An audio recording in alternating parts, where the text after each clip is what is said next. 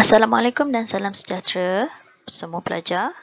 Pada hari ini kita akan pergi kepada perbincangan latihan kembangan di mana cikgu telah sediakan video mengenai penerangan kembangan bagi matematik tingkatan 2 KSSM bab yang kedua iaitu pemfakturan dan pecahan algebra.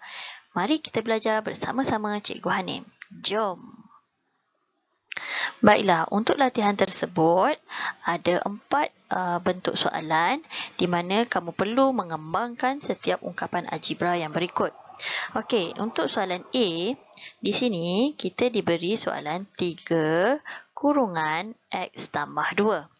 Okey, jadi kita nampak nombor 3 ini, cikgu suka buat bentuk macam ni ya. Kita bulatkan 3 supaya kita tahu 3 ini perlu didarabkan dengan 2 ungkapan yang bukan 2 ungkapan ya, 2 sebutan yang berada di dalam kurungan iaitu X dan juga 2.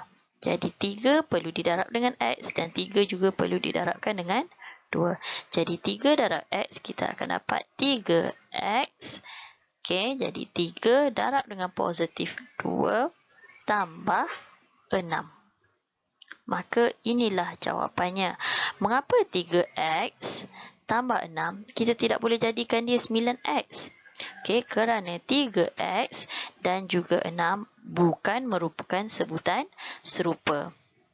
Jadi, bila bukan sebutan serupa, kita tidak boleh tambahkan nilainya. Jadi, itulah jawapan akhirnya iaitu 3X tambah 6 sahaja. Okey, baiklah. Kita pergi pula pada soalan yang kedua. P kurungan 6P tolak 8. Di dalam kurungan kita ada 2 sebutan.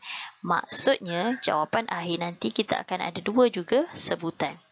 Jadi sama macam tadi konsep dia, P cikgu bulatkan dan anak panah kepada 2 sebutan yang di dalam kurungan. Kalau ada 3, anak panahnya 3 lah.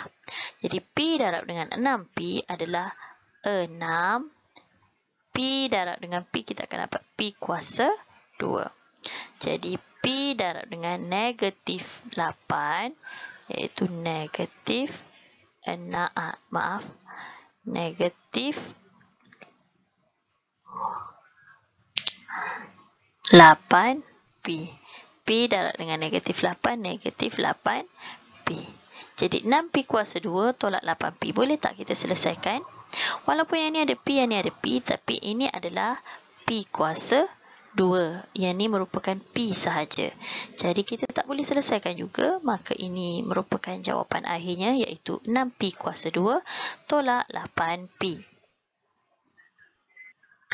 Kita bergerak pada soalan yang ketiga. 3 kurungan 5BC tolak 6. Okey, sama juga di dalam kurungan kita ada 2 sebutan saja. Jadi kita bulatkan nombor 3. Mudah aja. Pergi dulu darab dengan 5BC. Jadi 3 darab dengan 5 lah. Okey, 3 darab dengan 5 akanlah dapat 15BC. Macam tu je cara dia. Okey, nombor mesti darab dengan nombor. Okey, kemudian 3 ni juga akan darab dengan negatif 6. Akan dapat negatif 30. 30 pula dah. 3 darab 6, 18. Okey. Jadi kita akan dapat negatif 18. 15 BC tolak 18. Jadi inilah jawapan akhirnya. Okey, kita bergerak kepada contoh yang, bukan contoh, latihan yang terakhir. Okey, di sini ada A tambah 1, A tolak 1. Okey, masih ingat lagi tak macam mana cara dia? Kalau ada melibatkan 2 kurungan, cikgu suka labelkan ini kurungan yang pertama, kurungan yang kedua. Apa kita nak buat? Betul, kurungan yang pertama kita akan pecahkan. Jadi kita akan pecahkan dia jadi yang ni akan dapat A, satu lagi akan dapat tambah 1. Okey, jadi kita ambil kurungan yang pertama dulu, A. Kurungan yang kedua kita tulis macam biasa, A tolak 1. Selesai. Kemudian ambil balik kurungan pertama iaitu tambah 1. Jangan tinggal ya, tambah ni. Kemudian ambil balik kurungan kedua, A tolak 1. Dah. Lepas tu kita buat macam biasa tadi.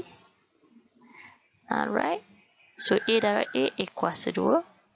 A darab negatif 1 akan dapat negatif A.